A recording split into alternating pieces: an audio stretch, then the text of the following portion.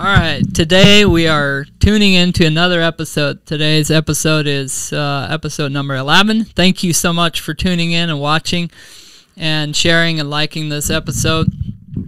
Really appreciate all the support that you guys have been showing us, and we're just excited to do another episode. And I'm actually interviewing somebody that's been on the show before. It's actually the number one rated episode on the podcast so far. So today is Lovina Hirschberger is back on, and we're going to have a conversation about how the Amish women date, also how they get into, when did they get married, and how they have so many children and stay alive. So stay tuned throughout this episode.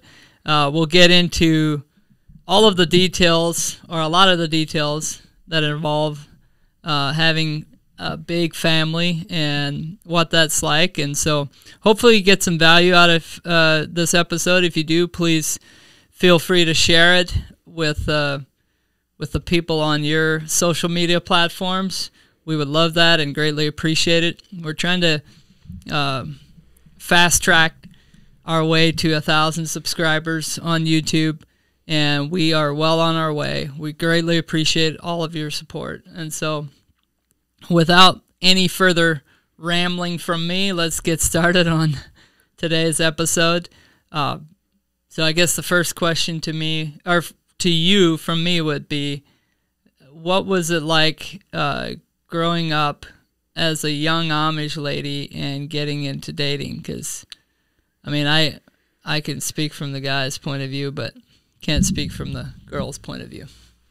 Yeah, well, I can only speak from my personal point of view, but for me to get into the dating part of it, it was very,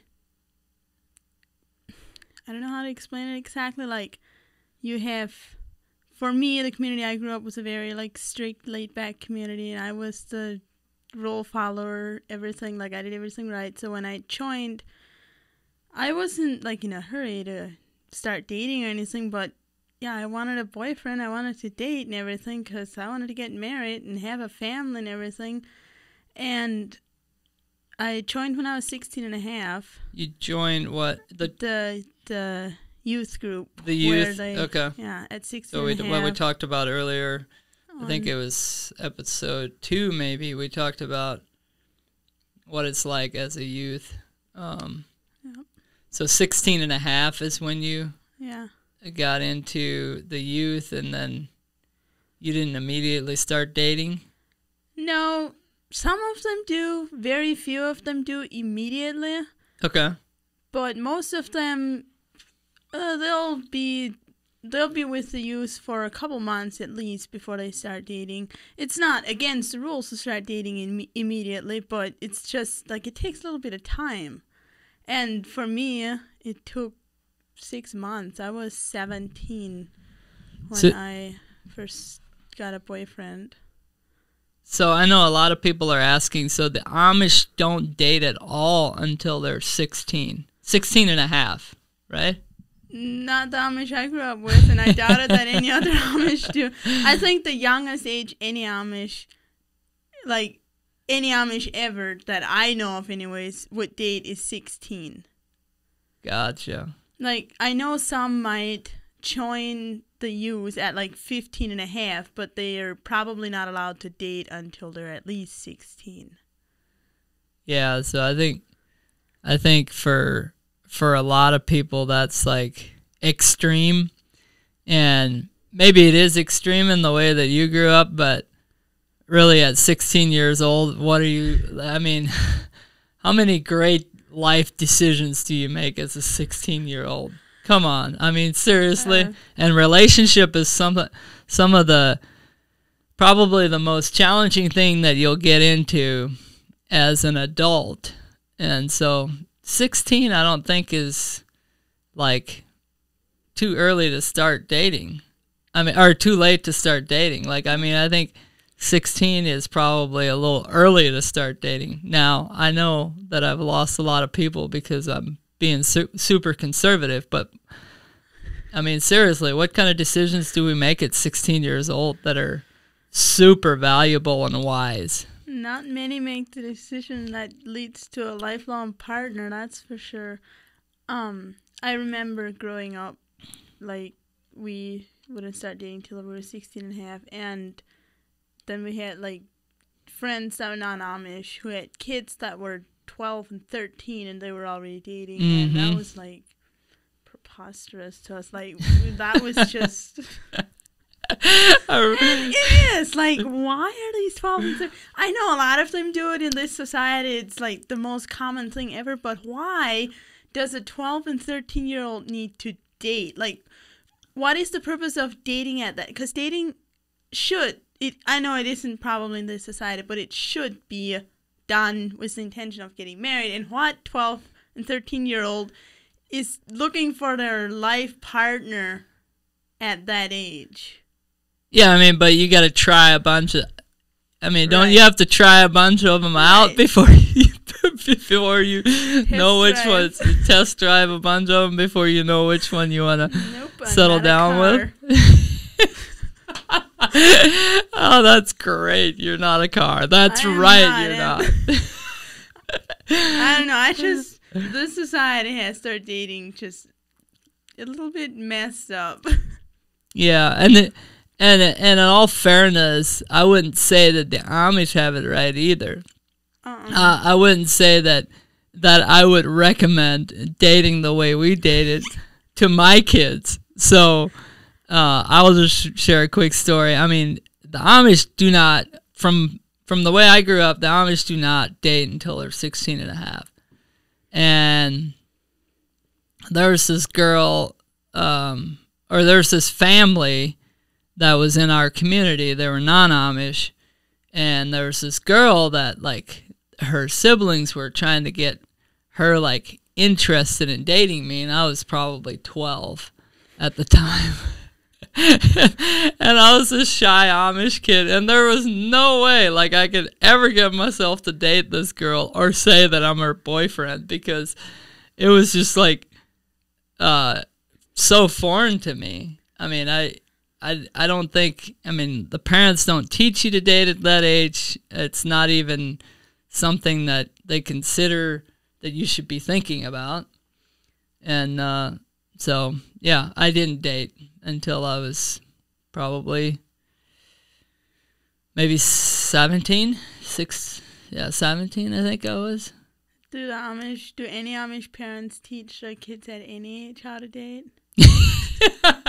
That's a great point you bring up there, because they don't. I mean, it's an unspoken thing, like a lot of things are in the Amish community. Is yeah, that's a great question. Do they?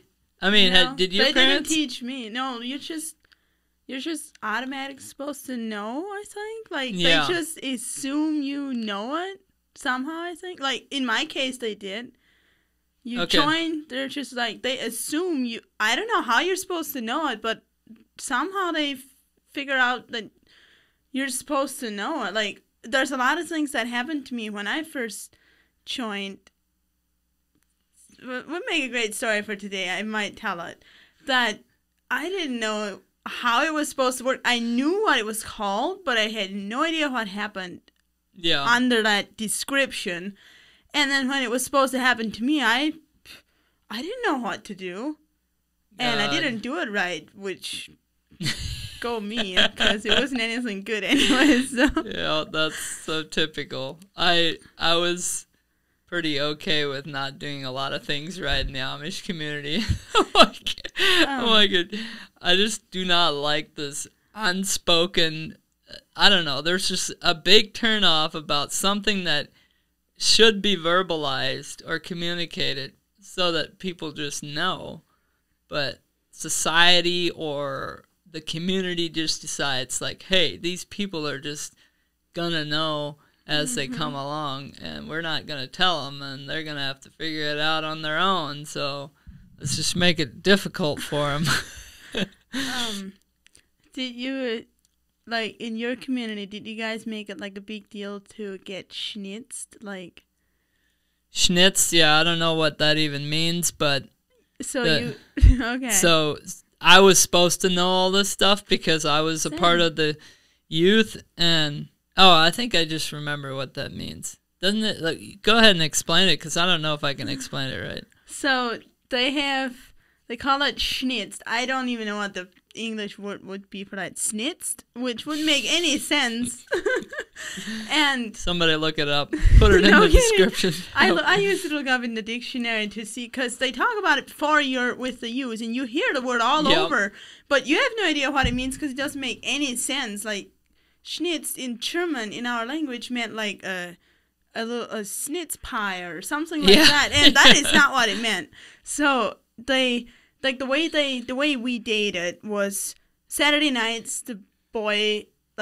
A group of boys would bring one boy to you, like, into your bedroom, and like he'd stay there for the night, and that's how they dated.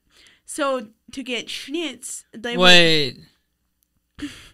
I just interrupted, so forgive me for that, but a group of boys bring a boy to your house, which you're staying at your parents' house, and then that boy just, like, randomly stays in your room all night? Or does he go to bed with you that night without having sex? Because you're not allowed to have sex. I had this conversation with a friend here recently. Like, when you're Amish, you're allowed to sleep with your boyfriend, girlfriend, but you're not allowed to have sex. And it's also, they also, like, say that they're not having sex, when in reality we all know that two teenagers in the same bed is probably going to equal sex. Either that, or they're going to literally hate each other.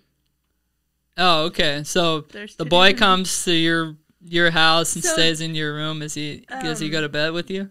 Yeah, but they don't just randomly bring a boy to your house. They ask you. Like, a week before at church or something like that, they'll ask you if it's okay. And your answer is yes or no.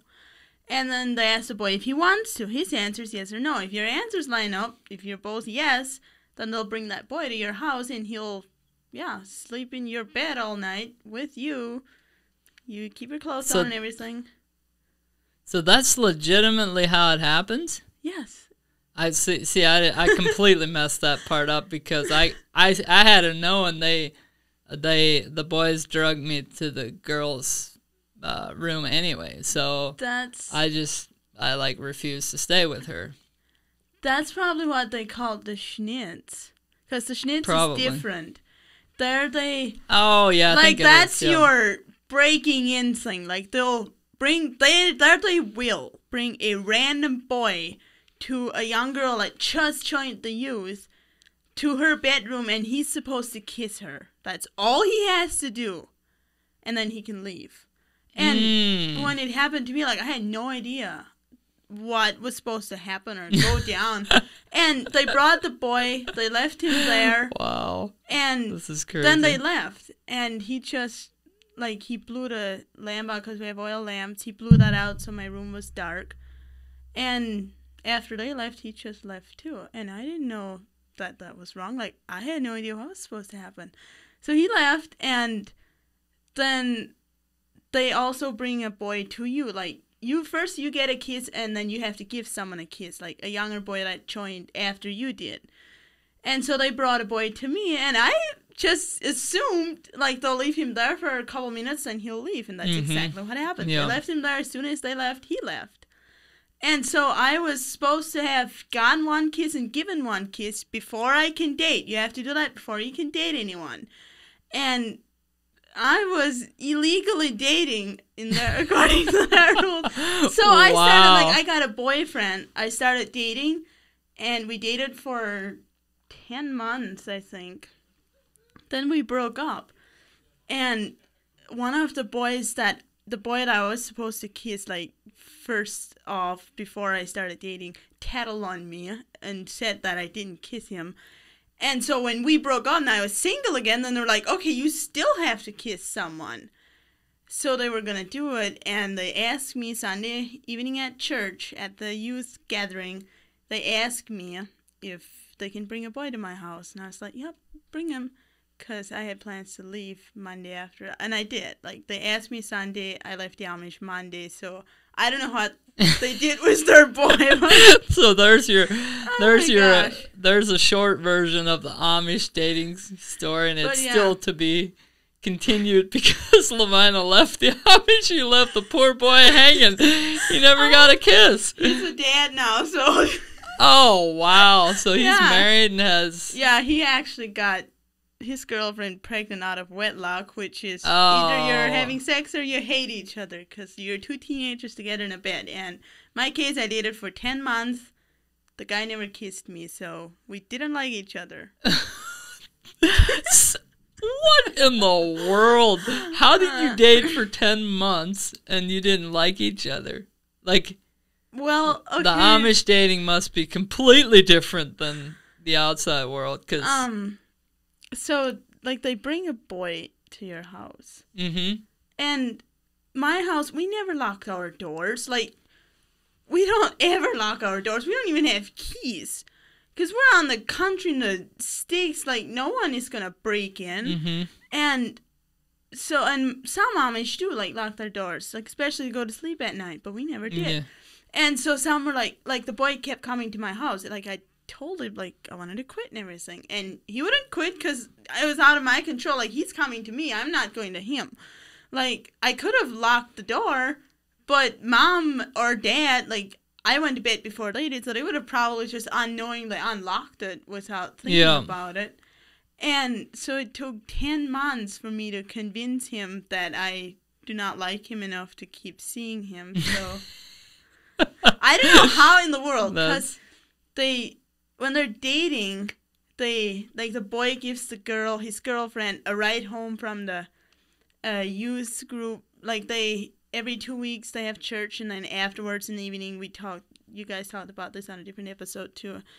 They, like, after church around 7 or so, they'll get together, sing for a while, and then they disperse and go home. And the boy usually takes his girlfriend home in the buggy. And we did that, like, we were the typical couple. And, like, I never, like, you have the buggy seat, and you have, like, a blanket to cover your lap so you stay warm. Yep. And I always, like, got as far to the other side of the buggy that I could so I wouldn't have to touch him. I didn't say a word unless he asked me a direct question. And I don't know how in the world he didn't, like, get the hint. Like, did he... I don't know. Was he slow in the head or...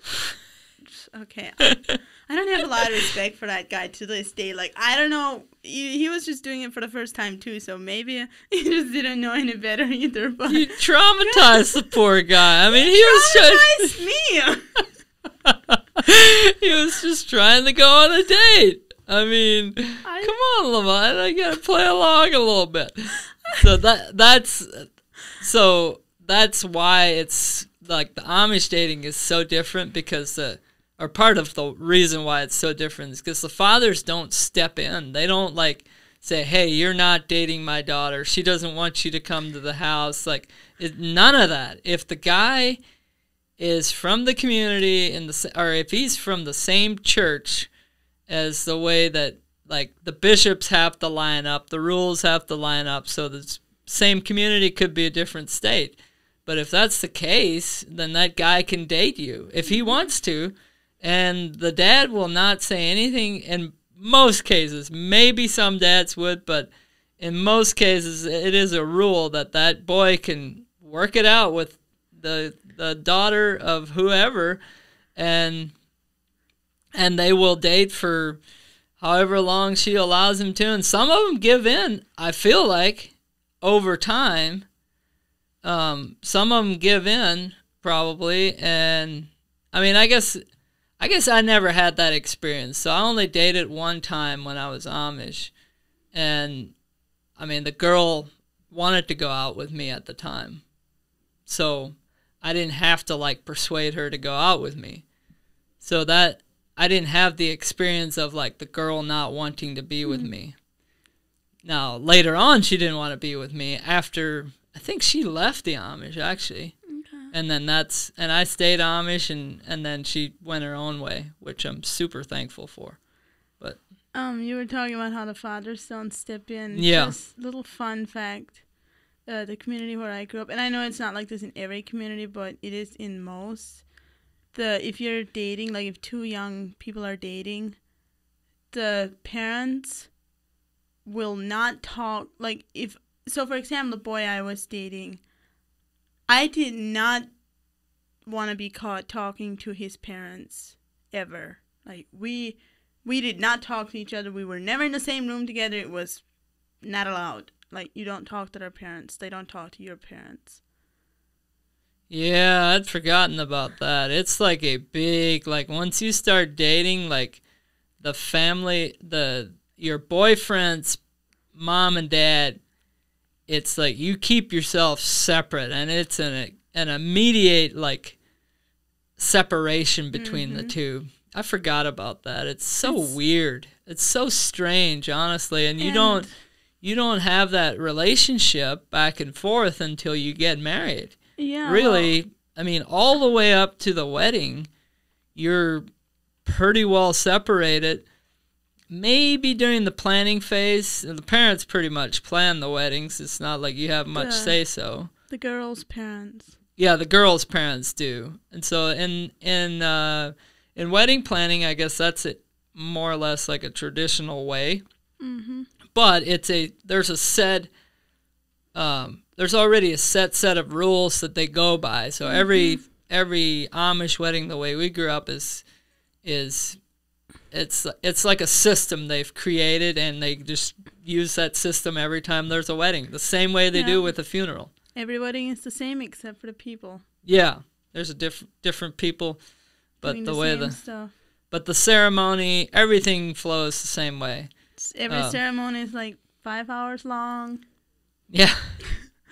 Every wedding starts at 8 in the morning, ends at midnight. Every single wedding is the same. So before we move on, like, I think there's a lot of questions, and you guys please leave those questions in the comments. We love interacting with you on these different platforms, whether it's TikTok, Instagram, Facebook, or YouTube. We'll answer the questions the best way we can on there, but we'll also make additional videos to answer some of those questions. And this is, I feel like, one of the conversations that people have, or have a lot of questions around. How do the Amish date, and how do they get married, and why do they have so many kids? And so we really wanted to talk about this. And the dating can be very confusing if you didn't grow up that way. Like, if it's hard to explain all the details, but to kind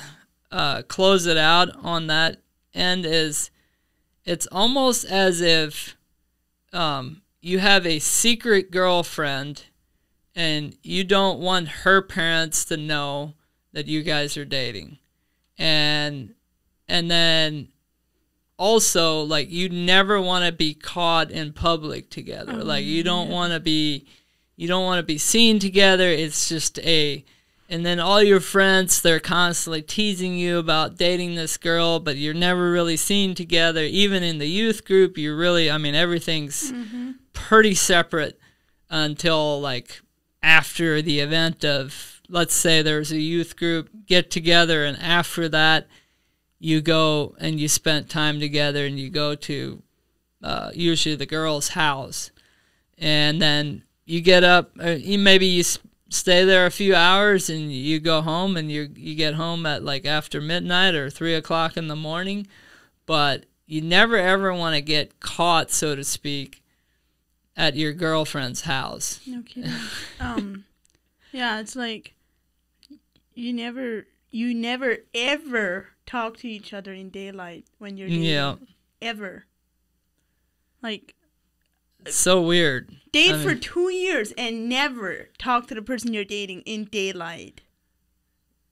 Yeah. That's my sister, my younger sister. She's 18 months younger than I am. Is still Amish. She joined the Amish church and everything, and she's dating an Amish boy long distance. So they write letters. Like, that's how they date. And she doesn't know his parents. Well, she probably knows who they are and everything, but like, she's not allowed to meet them because they're dating. So once, if they get married, then she has this whole new family she has to get to know. Yeah. I don't know. I don't know what she has in her future. It's a little bit scary to think about. Well, I think this also opens up the discussion of so when you leave the Amish, obviously this is the way that you're programmed to date. You know, this is the way the Amish date. Do you think there's a challenge in dating outside the Amish community if that's the way you think about dating? I mean, absolutely. There's a ton of things that you have to overcome in order to have a relationship outside of the Amish community. So after you leave, I mean, you're kind of maybe experiencing some of that now because you left. Thankfully, I mean, I left and I met my wife, I met the girl who's my wife now. And so I met her shortly after I left. Thankfully, that happened, or else I don't know what would have happened. And she had just left the Amish, so she was former Amish, so that worked out great because we both understood more or less where we're coming from that standpoint. But if you meet a non-Amish person and you have the program to think about dating the way that we were taught to date by default, do you think that could cause some challenges? And does it cause some challenges for you? Yes, it does. And I also just wanted to say, like, I left the Amish, and 8 weeks later I started dating another ex-Amish guy. And I just wanted to say there's so much stuff that, like, you're never taught to date, like, how to date when you're growing up Amish. And it's a way, like, non-Amish date and Amish date doesn't mix, like oil and water. And then when you leave the Amish, like, for me, I want to date the way, I have a certain dating thing. I don't want to date the way society dates, but I also don't want to date the way Amish date. I want to date, like, a Christian dating scene, whatever. And then this guy that I met that was ex-Amish, he was ex-Amish, so of course he didn't know how, like, he doesn't know how to date besides the way the Amish taught him. Yeah. So that's, like, really challenging. Because you both came from the same background. You both have the default same things, but you don't want to be, you don't want to be those people. Like, you want to be something else, but that's all you know is those people.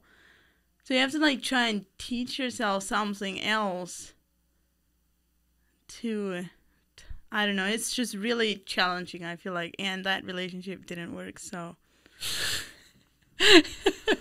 So how do you figure out, because you said you don't want to date the way the Amish date, you don't want to date the way the society teaches us to date, but you want to date the way Christians date? So how do Christians date? Because I'm curious. So if you ever read the Bible, then you learn a lot about Christian dating. Okay. Corinthians, Proverbs, those are two parts of the Bible that will teach you a lot about dating and how to treat your significant, did I say that right? Yeah, you got it right. Significant other if you're a Christian. And I also, like, I'm on social media a lot. Go check out my pages, please. Are you promoting yourself right now? I'm trying, yeah. But yeah, I'm also on social media a lot, so I interact with a lot of, like, Christian creators or Christian influencers. Okay. Who are, like, my age, who are also into dating life and everything, and I just learned a lot from them. Like, okay. Like, you treat your person, like, you treat your partner a certain way while you're dating. You have a godly, like, interaction, and you don't test drive people because we're not cars, we're people. And that's so great. That's such a great line. I love that. Well, a lot of people it's all over social media. Like, we didn't sleep together before we married. And the comments are just full of, like, remember to test drive it before you buy it. I'm like, we're not cars, we're people. Like, test driving does a lot of damage if you're doing it with humans. Wow. Or That's I so feel like true. that's because having that interaction with a person creates a soul tie. Mm-hmm. And if you create soul ties with the wrong people, you can have a very messed up life. Yeah, I think it's very hard to break those soul ties. I think this is something that people don't talk about enough, and that is the fact that just because you feel like sleeping with someone doesn't mean it's a good idea. Just because I feel like robbing the bank, do you think I should do it? I mean, seriously, the damage that you create within yourself, just because you feel like going and sleeping with someone, test driving, like, I really have a hard time understanding why people think that's such a good idea over the long period of time. No kidding. Unless it's for your own benefit. Like, you're just thinking about yourself. You're not thinking about the future. You're not thinking about your future wife. You're not thinking about your future kids, or even the person that you're sleeping with. And so, I mean, I'm not saying that there's not like room for error in that, but I'm just saying, like, people treat it as if it's it should be a common thing. Yeah. And it is a common thing in society. Like, it's just, one-night stands are, like, the norm. Like, they're treated so casually. Like, why? So talk more about the Christian dating, because I'm not familiar with that. I mean, my wife and I have been married for, 12 years it'll be in July, so I haven't been in the dating field for a long time, and I can't say that I've ever really been in the traditional dating field, because I met my wife shortly after we left. Yeah.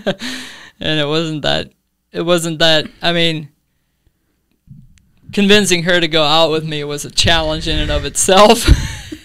Hopefully someday you guys can meet her. She's a very good lady. Yeah, I definitely hit the jackpot with my wife. I will say that. But what I was getting at is, like, I haven't been in the dating. Really, before technology is when we started dating. So, what is it? I mean, what are people talking about that's a healthy way of dating?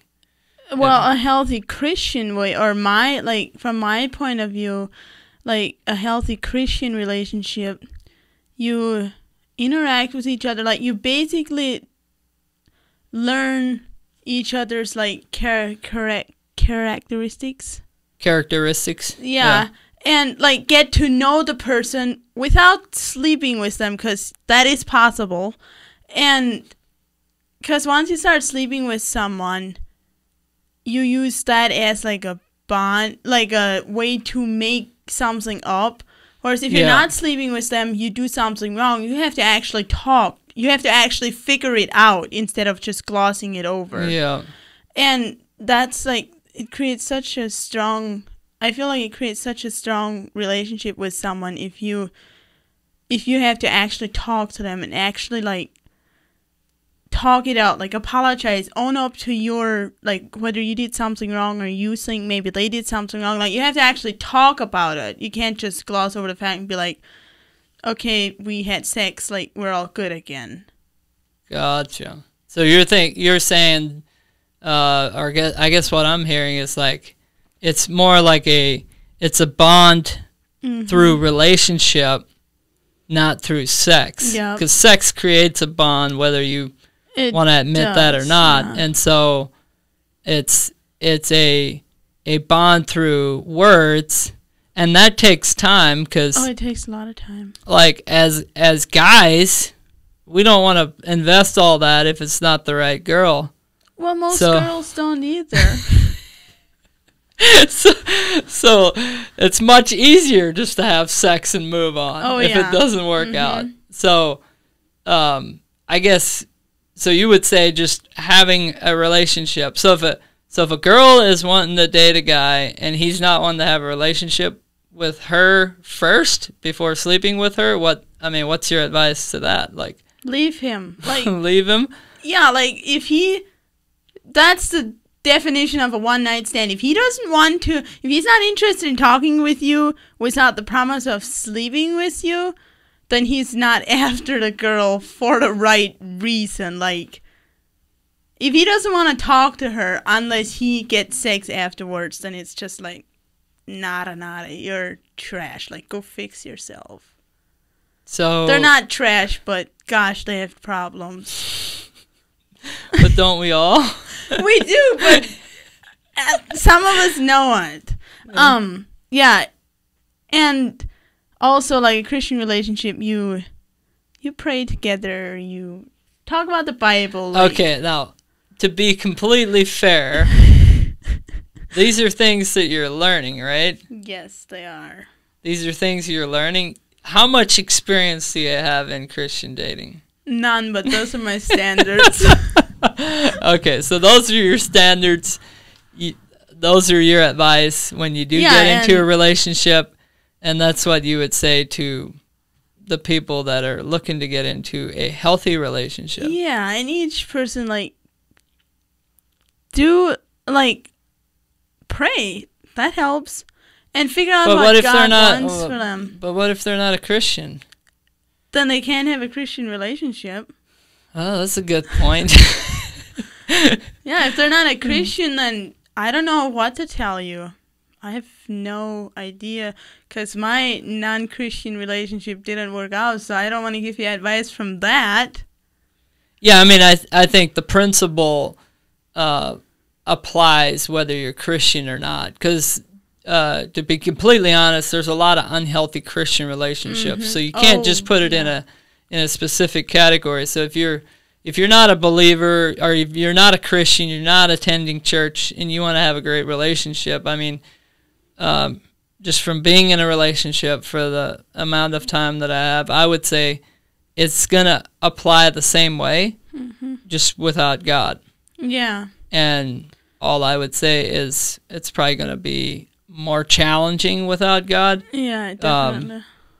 But to each is his own, if you want to do that. If all you want to do is sleep together, then I can't stop you, but that's not going to build a good relationship, like. Or I don't think so. Like, there's people that have had great relationships like that, but they might have gotten lucky. I don't know. Yeah, there's a lot of luck involved in that, for sure. Because, I mean, but it's also ignorance. If you have gone through that and you have a great relationship, there's a lot of things that you worked out because you've gone through that. Yeah. I'm sure, because there's challenges that come along with that. Yeah. So let's talk about how the Amish get into marriage, because we talked about dating. Typically they date from 16 and a half to 20, 21, depending. Yeah, until they get married, and some select few turn into bachelors or old maids, and so we talked about the dating when it starts, and then if you're couple dating and you plan on staying Amish, you join the church first, and you normally do that together, meaning you do it at the same time. It's not like you're together. You're doing it at the same time, and after you're done joining the church, or you have joined the church, then you begin, I guess, planning on getting married, and that usually takes how long? I never did it, but but you were a part of weddings, right? Oh yeah, like I was like part of the helping with getting them going, but I'd say, like, I don't know how Amish boyfriends propose, because they don't have rings or anything. They just suddenly be like, you want to get married? I don't know. Maybe they do. I don't know. But anyways, they decide to get married, and then most couples will let their parents know at least a year before they want to get married. Just tell their parents but it's a secret, so they'll tell their parents like a year or so before they want to get married. And so the parents can like start, like maybe they'll have to build an addition onto the house because they have their weddings in their houses. They're huge weddings with 200, 300 people.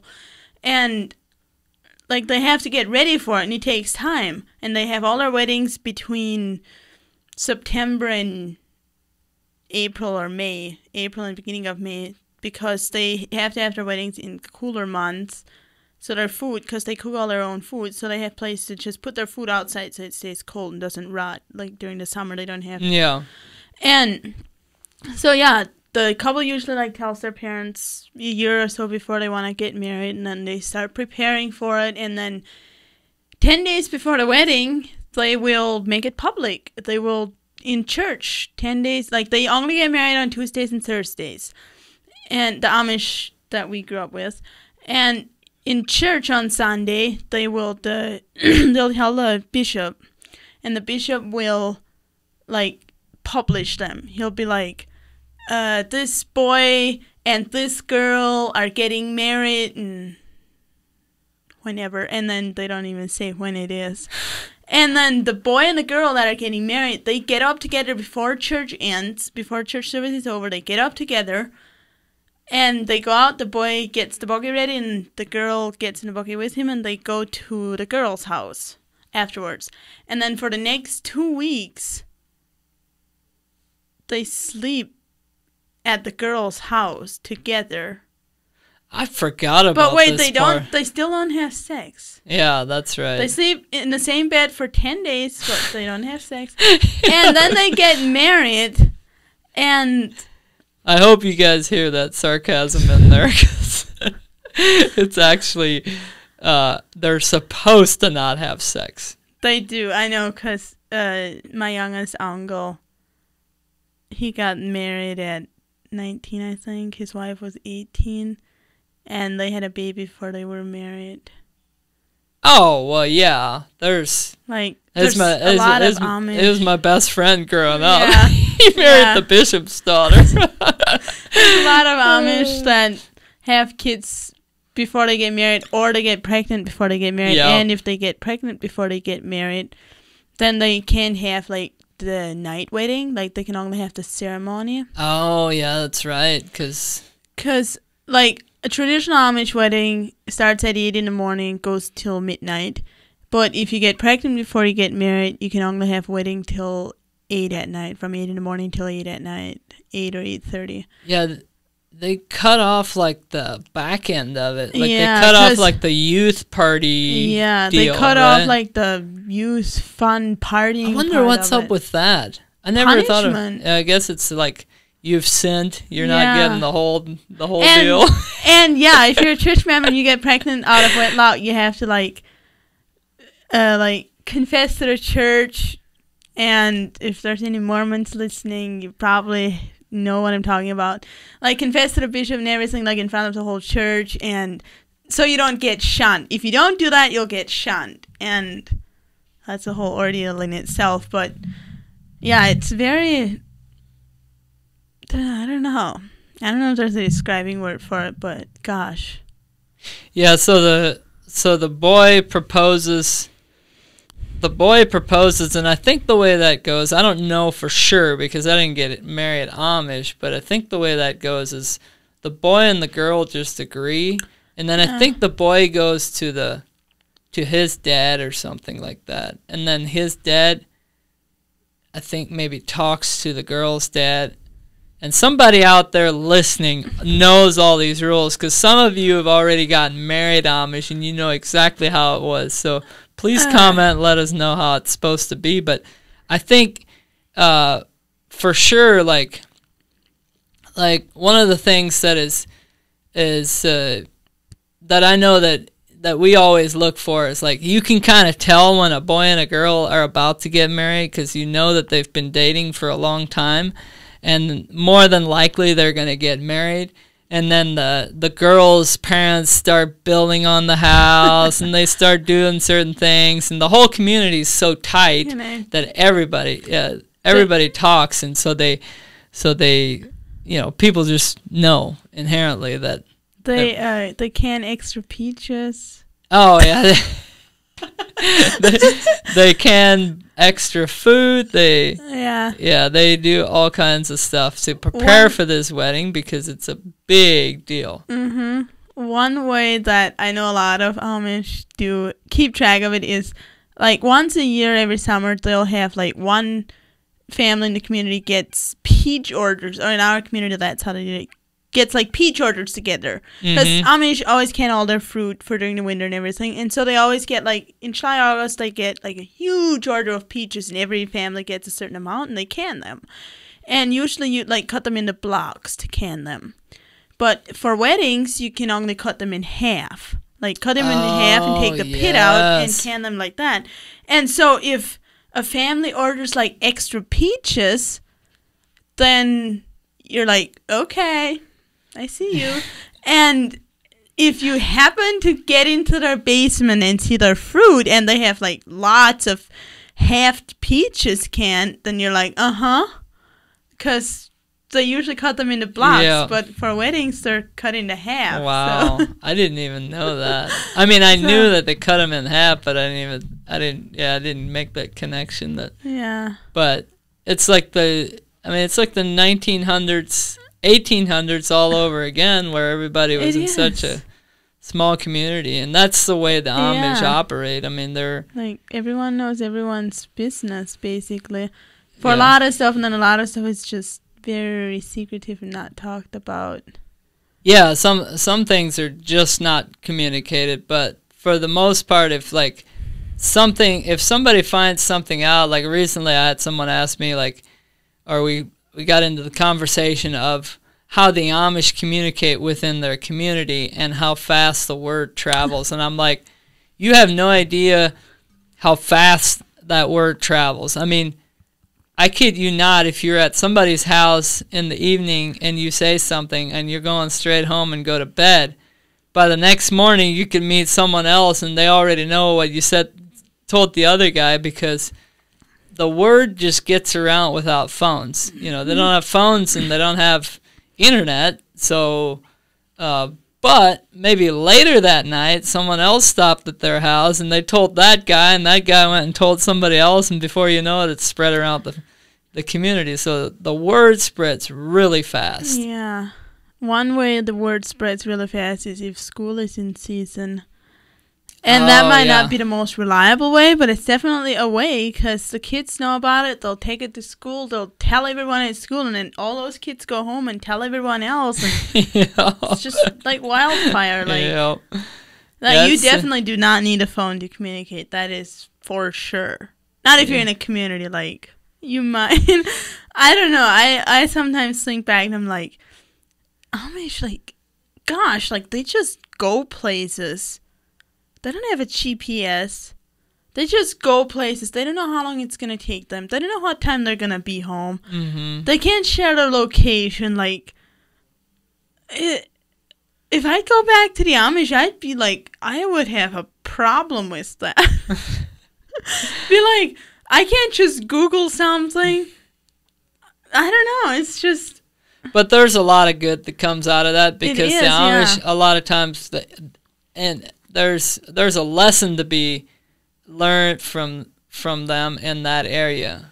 Like the Amish do not also, they're not involved in a lot of the politics or the things that go on in the outside world that have nothing to do with what they do. I mean, really, it does have something to do, but they can't do anything about it. So why waste time on it? And we spent so much, me personally, I've wasted a ton of time, listening to conversations and things that I thought would just completely change my life, and it was a big waste of time. So I think from that standpoint, it's like, yeah, they don't have all those modern conveniences, But they also don't worry about a lot of the things that the outside world worries about because they're not connected to it. They just live in their own world. Yeah. And that's like really peaceful. That's why people from the outside, when they would come to the community, they would spend time there. They'd be so refreshed because it's just quiet. It's community based, and it's relaxing. Which, for example, like once you leave the Amish and you're ex-Amish, going back to visit, it's not quite as peaceful. Not in my experience, anyways. Yeah, because you're not accepted. Well, yeah. Once you leave, families, once you leave, it's completely different. It would be completely different for a completely non-Amish person to come visit. Yeah. And an ex-Amish to come visit, because the ex-Amish aren't accepted, so they won't feel peace. And then the non-Amish come visit, and they're accepted, so it feels peaceful. It is probably for them. Yeah.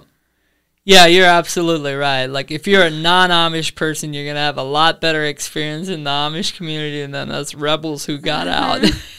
And they're no longer a part of the community because we won't be looked at as a very friendly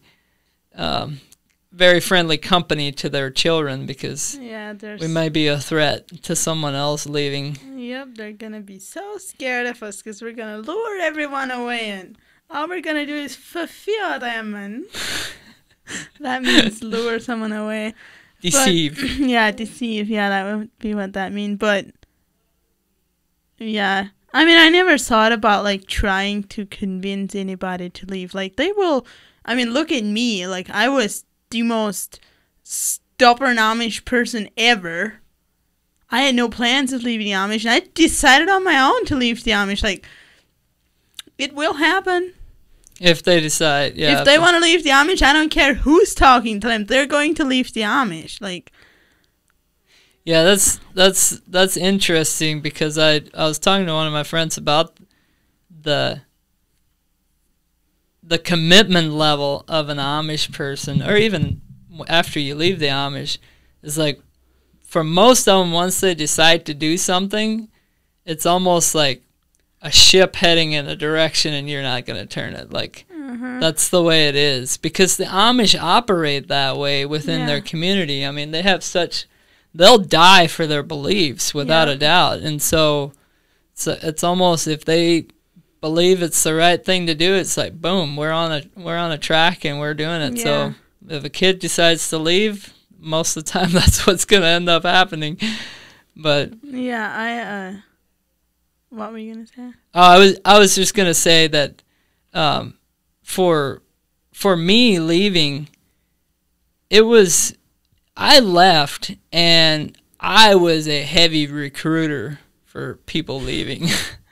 I wanted everybody to leave because after I left, I kind of saw what I was surrounded by and just not saying that everything that the Amish taught me they taught me a lot of things that were super valuable, and I'm extremely grateful to have grown up that way. There's just a lot of things that are connected to that aren't really a good experience, and so when I left, I wanted all of my friends to leave.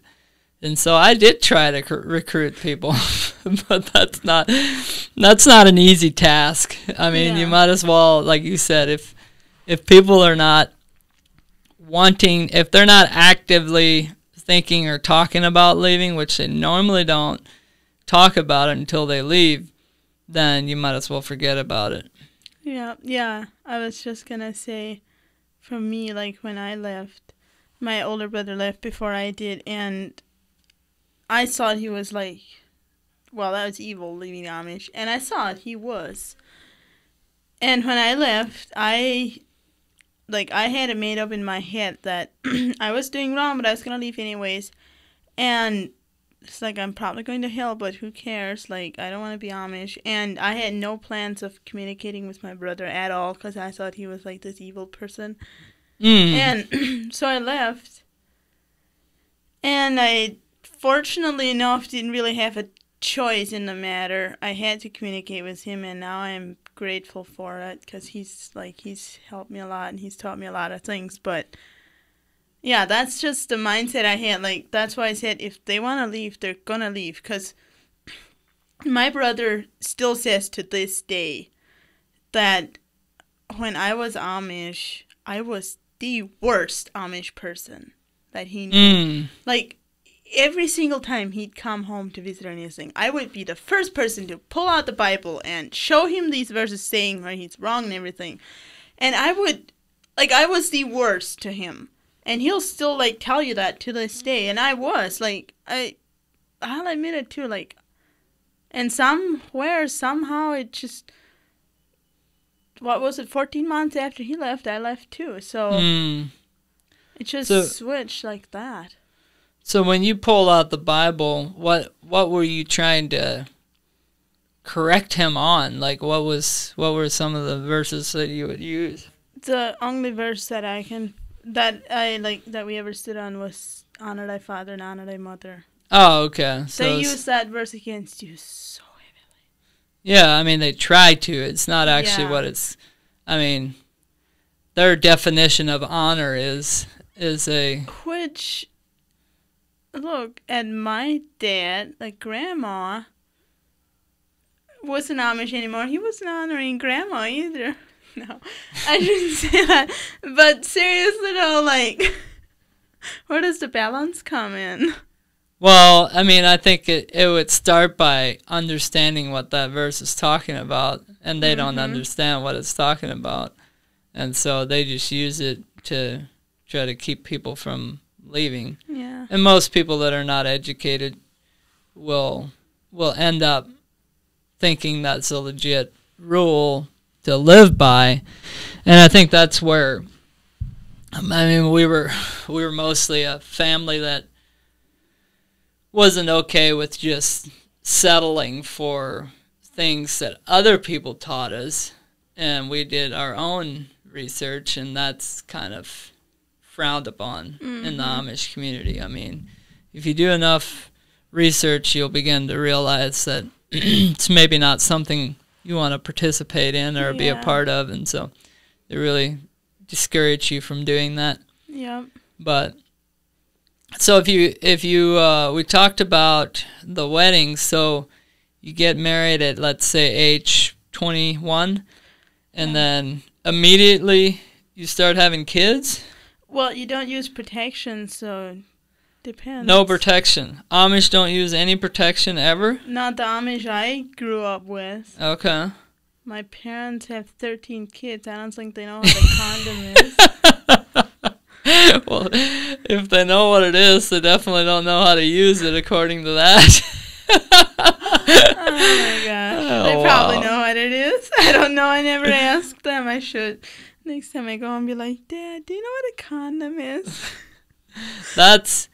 That's crazy to think about, because, I mean, because your mom, I guess your mom would have had, you're the second oldest, so your brother was born at, how old was your mom when your brother was born? 21. 21. Wow. Yeah. Can you imagine, like, you're about to be 21 and you be having your first kid? And, I could imagine having my baby at this age. Yeah. But I couldn't imagine having 12 after that. Yeah.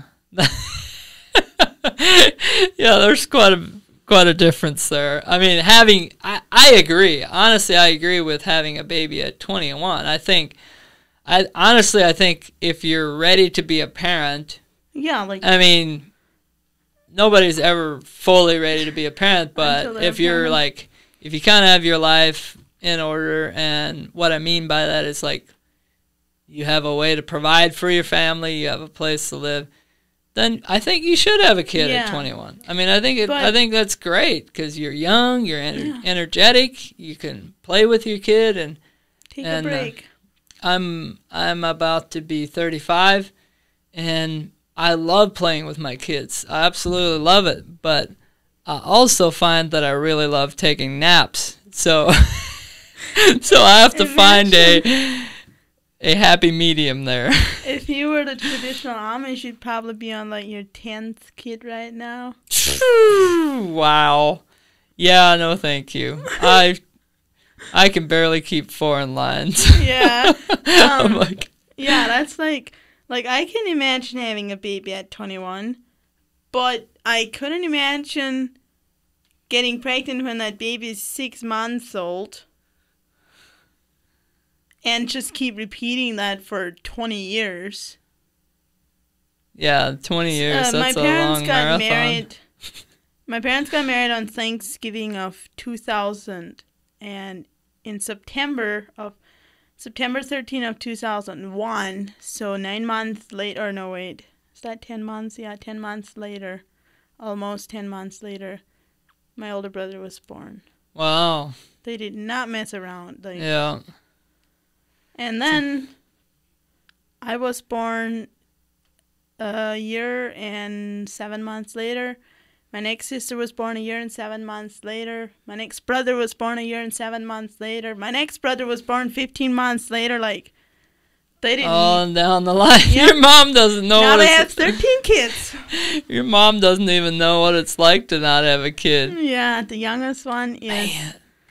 Youngest one will be 2 years old in July, and it's so hard to believe that she'll be 2 years old in July. That's wild. Your mom must be like, I mean, seriously, like, she must not even know what it feels like to feel normal. She doesn't. And I feel like growing up, we fought so much. We fought all the time. And Mom didn't do anything about it. Like, she was, like, always at home alone with us because Dad is at work making the money. Mom is at home taking care of the kids. And we fought so much, like, fought to the point where sometimes all you wanted to do was, like, cover your head with a pillow and scream. And Mom didn't do anything about it. And I think back, and it's like she was lost in her own little world. Like, she didn't even notice that I'm guessing if it would be like a medical diagnosis, it would probably be called depression. Yeah. I don't know, but I mean, that's what I'd call it, like minor depression or something. Yeah. Probably. I mean, that's... Imagine, like, having 10 kids from the ages of a year old to 12 years old, all day long, every day, like... And I feel like there's a difference in having kids as a family and your kids be a blessing to you. I mean, the Bible does talk about this. I think in Proverbs it talks about this. Like, your kids being a blessing to you versus them being, is it a curse, maybe? A burden, maybe? Burden. I don't know if it's a curse.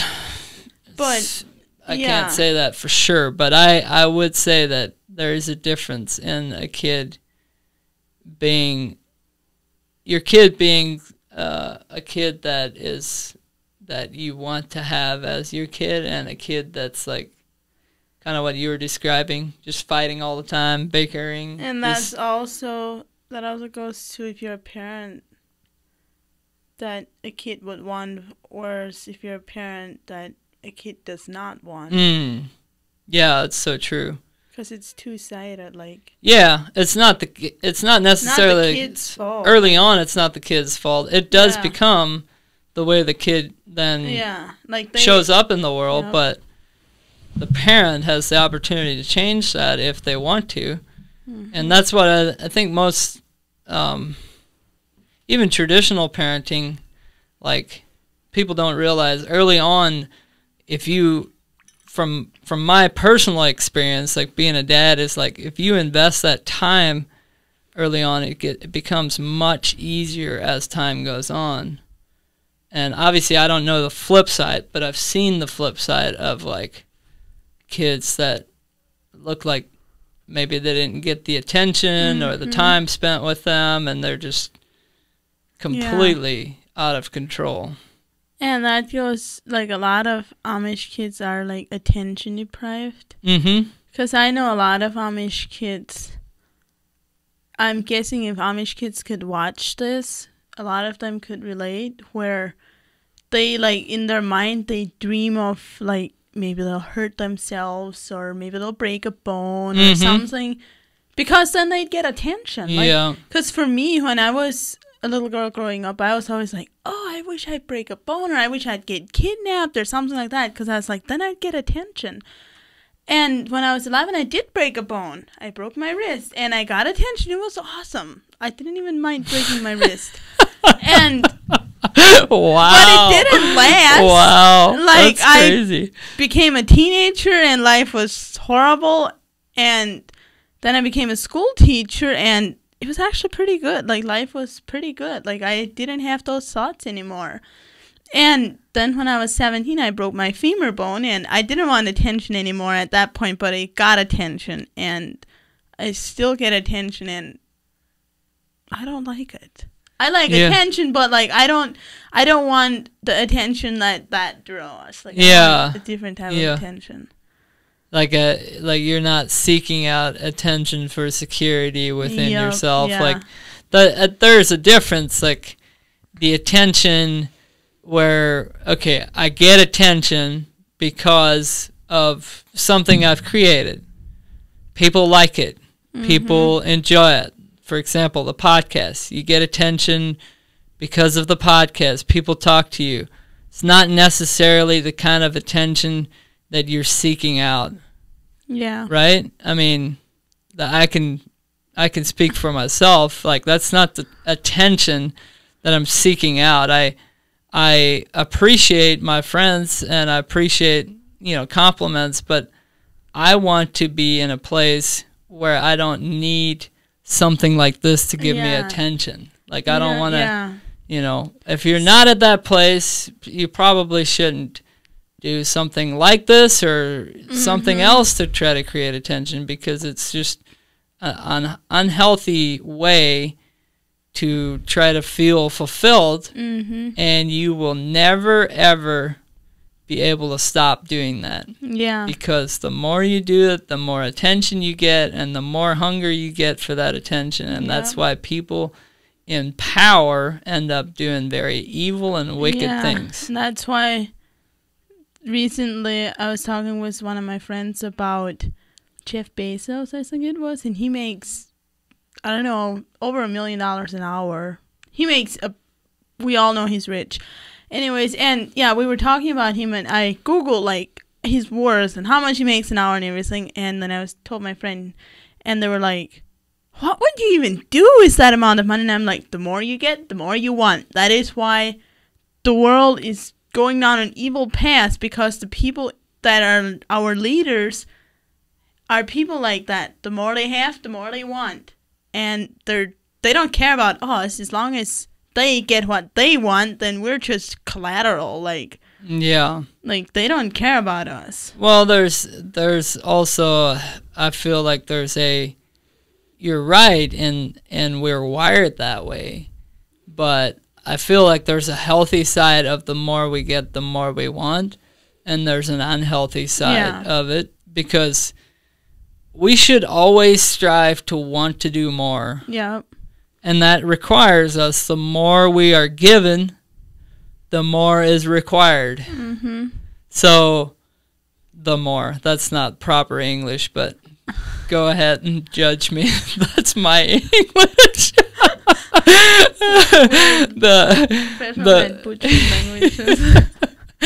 Yeah.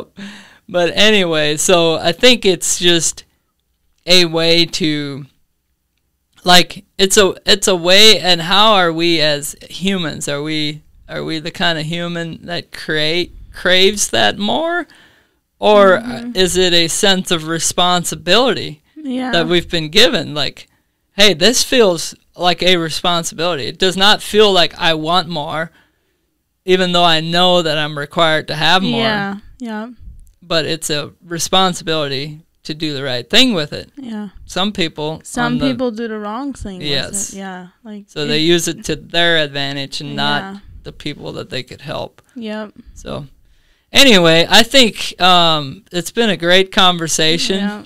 And maybe if you want to know more about the Amish family and how it's structured and how they have so many kids, I guess we didn't really answer that question. How do the Amish I mean, I guess they get married. We kind of answered it. Yeah, they just get married and sleep together with no protection. That's the trick. Go do it. No. Go have lots and lots of kids. Kids are awesome. They are, but there's also a limit to where. Yeah, there's a limit. You just got to find out where you're living. Too much of anything is not good. You know, we had this conversation last night. I don't know if that apply to kids, because like my siblings, like I have 13 or 12, there's 13 of us, and I look at them and I'm like, I don't want any of them not here, but I also wouldn't have known the difference if they just wouldn't have had the last 5 or 6. Like, I mean, I don't wish any of them to like not be here because I love them all, but still, like, would we have had a better life if they wouldn't have had quite as many? Yeah, I mean, you could. I would love to have 13 kids. But could you manage them like that? Yes, that's the challenge. I would love to have 13 kids if I could spend the amount of time that I spent with my kids now, or even more, and I wouldn't have to be too concerned about supplying everything that it takes to have 13 kids. In other words, if I had an unlimited amount of money in the bank. And a lot of time. Yeah, I mean, if I had money, I could create some time. Yeah, it would be nice if the money would just roll in by itself. And yeah, go have 13 kids, but... Yeah, so I think the advice on that is have as many kids as you can manage and still keep your house together. Yeah, so. Exactly. Anyway, thank you for tuning into today's episode. And we want to just say an extra thank you for being patient with us through the last few episodes that we've had audio issues. I know that some of you have messaged me directly, and I really appreciate that. We've really just been learning a lot about the technology on how to produce a podcast, let alone making sure that the audio is working and all of that. So our guest he's being put out there this week, the episode that's being put out the week that we're recording this episode, his name's Michael, and a huge thank you to Michael for all the things that he showed us about the podcast and how to run it and how to test the equipment before we go live. So hopefully this is episode number 11. From here on out, you'll have a little better experience with the audio since we know how to use it now, or we think we know how to use it a little bit better. And we just appreciate you guys continuing to support us, liking the videos, sharing them with your friends, and also subscribing to the channel. I know there's like 76% of you that watch that still haven't subscribed to the YouTube channel.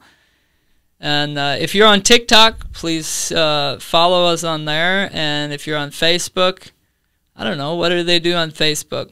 Follow us. Like and follow. Okay, and comment. Yeah. And we're super excited for future guests that are coming on. I think we have several guests scheduled currently that have a pretty decent following, so we're excited about that. We have some other interesting stories that are personalities that are wanting to come on, so stay tuned for that, and we'll see you in the next video.